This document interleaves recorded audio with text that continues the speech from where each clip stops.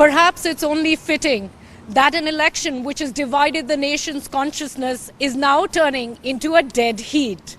Yes, Hillary Clinton has the edge, but Donald Trump is closing in and now has a path to victory.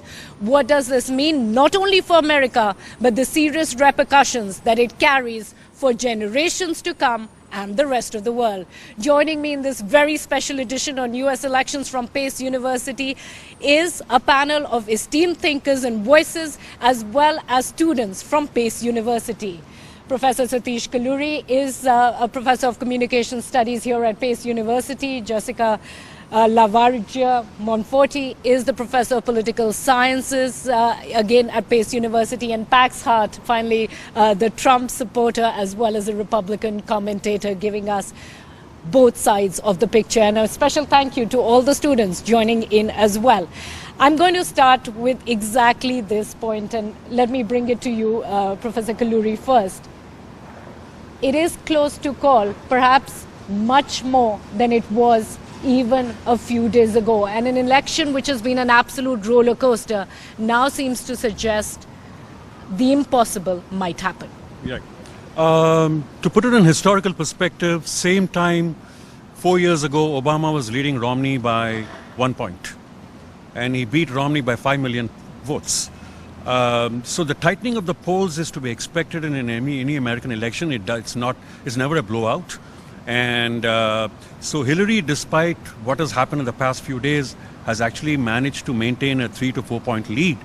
And of course, the media loves a horse race, and the polls always tighten, and it makes for sexy television viewing, and everybody watches TV. So that is one of the reasons why people feel on the tenterhooks that Hillary may be close to losing, but I don't think so. You don't think so? The polls could be just blowing up things out of proportion. But Pax, the Republican narrative and the pro-Trump narrative to all this is there's a silent majority which is not even reflected in the polls. That's right. We're actually looking at Brexit and what happened. You know, we had a, you know, and in this country, you know, because I've been for the past year and a half, I've been part of the whole media narrative. You know, we've seen so much shame being put on people who support Donald Trump from, you know, the Democrat Party and also, you know, their collusion with the mainstream media.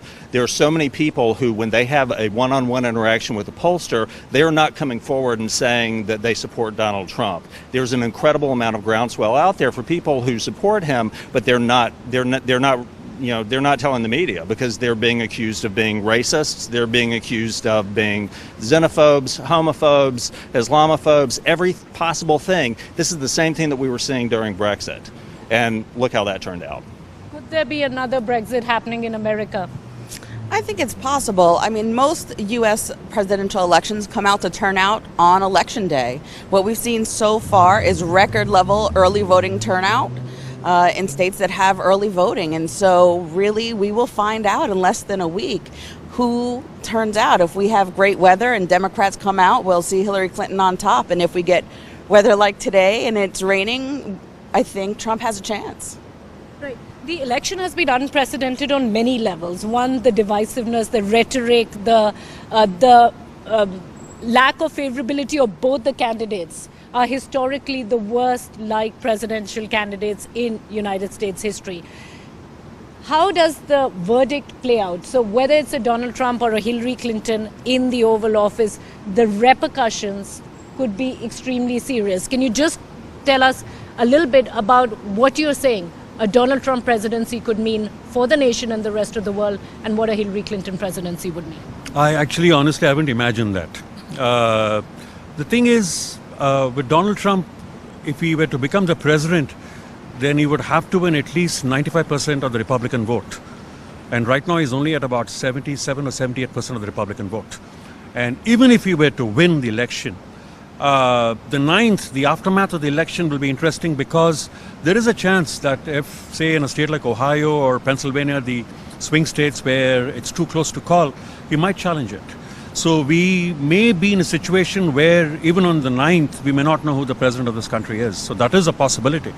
And Donald Trump has threatened that, you know, if he feels that the voting is rigged or whatever he feels that the system is set up against him, then he might raise a ruckus. There's no doubt about that. Yeah. So this won't end on November 8th. Pax, what is the response to two questions that I think Professor Kolluri raised?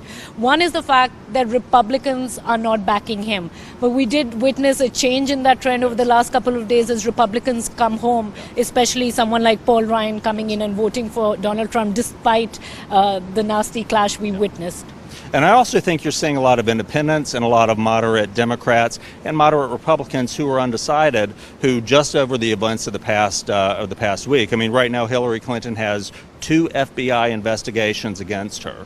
That's going to go on for a very long time, and you know, and the FBI has, you know, they're saying, and you know, one, the national security investigation, but also the Clinton Foundation, they're pretty sure that there are going to be indictments in that. So this, you know, for you know, I know you guys weren't here during the 90s, but this is what, you know, this is what the Clintons are. This is what it's about. It's endless investigations, endless corruption charges, and I think a lot of people who are older voters, they're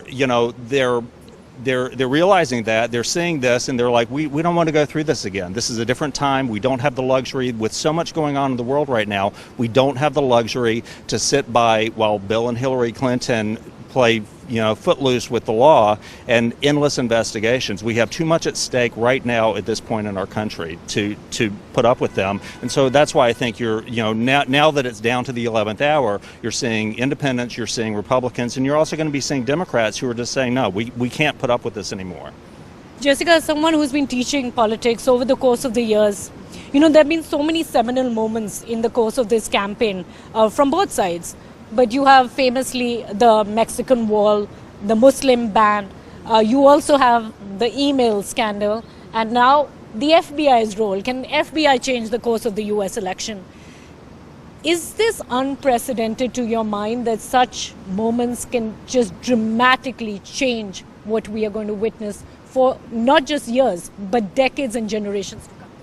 Yeah, I think that this will be a realigning election in U.S. politics. I think both political parties have a lot of soul searching to do about who they want to be and how they want to portray themselves as we move forward. There's no question that you have, for the first time in history, a candidate saying at a debate that he may not respect the results of an election. You have FBI playing a role. You have record-setting voter registration and immigrant naturalization to vote in this election.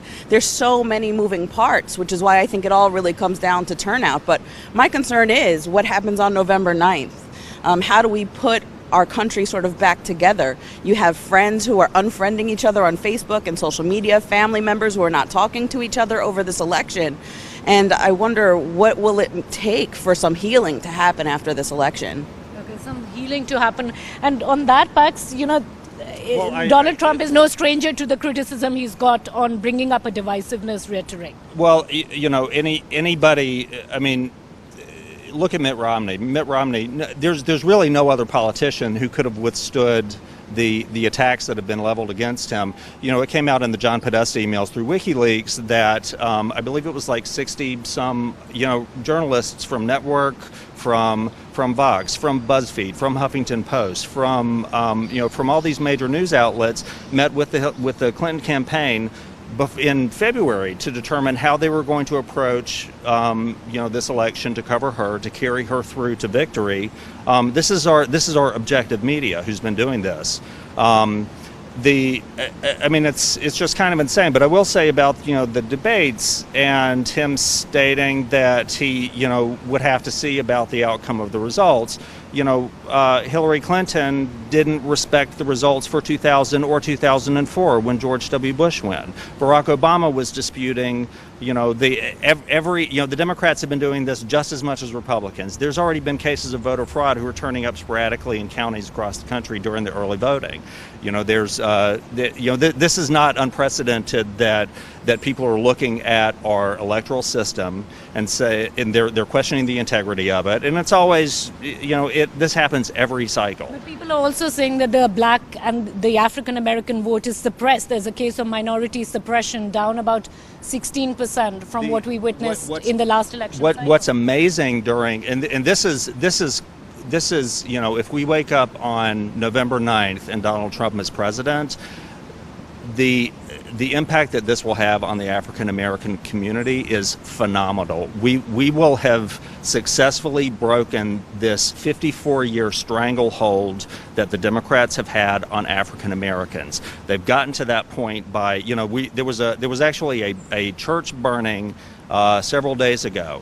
This is tactics that the Democrats were using in the 1960s to scare blacks into voting for them. I mean, it's unbelievable. And when Donald Trump talks about immigration, talks about building a wall, what they cut out of the media is he's saying we need to do this because we have our own poor, depressed populations, people who are generationally living in poverty in the ghettos. Those people need our help. We don't owe Mexico something. We need to take care of our own people. Satish, I'm going to get you on this because this argument from the Trump side has been that he is only tapping this anti-globalization feeling, which is rampant in American voters. That's the base he's catering to, and whatever he says as a result, and they could be incendiary comments, it could be extremely inflammatory, is just a reflection of the problem, which is at the core. See, the thing is, for the first time, I've been following elections since 1988 in America. For the first time, I, as a brown man, would feel scared to walk into a Trump rally. So unless I'm wearing a Trump gear, I would feel a little apprehension just walking in as a casual observer. A black supporter of Donald Trump was thrown out of the rally because he was not recognized. For me to say that Donald Trump is somehow going to change the fortunes of African Americans as soon as he becomes president sounds really rich, because this is a man who has systematically discriminated against African Americans in his housing societies right up the street in New York. And so I don't really see him changing. For me, Donald Trump is a kind of a charlatan. He has reinvented himself as a Christian. He's a failed businessman, somehow has projected himself as a successful one. And for him to say, I mean, for me, the way Donald Trump, his strategy is very simple. He projects his worst qualities onto others. And somehow others, they internalize those, and to a certain extent, they also end up voting against their own economic interests. So to go back to Pax's point about getting jobs here and, bringing about economic development, those manufacturing jobs will never come back to America because they have been lost to a computer chip. They'll never come back. And to promise people in Ohio, working class folks in Ohio and Pennsylvania, that these jobs will come back and now somehow we'll go back to Levitt towns of 1950s is crazy. That will not happen. And for me, the rhetoric of Donald Trump is so divisive in the sense that there is no healing power to his rhetoric. And for me, that is highly problematic. That is where I can't even think, for instance, the discourse was very civil between Romney and Obama. And people could consider both candidates seriously. This time I feel if you're an undecided voter or an independent who is not sure, then you haven't done your research yet.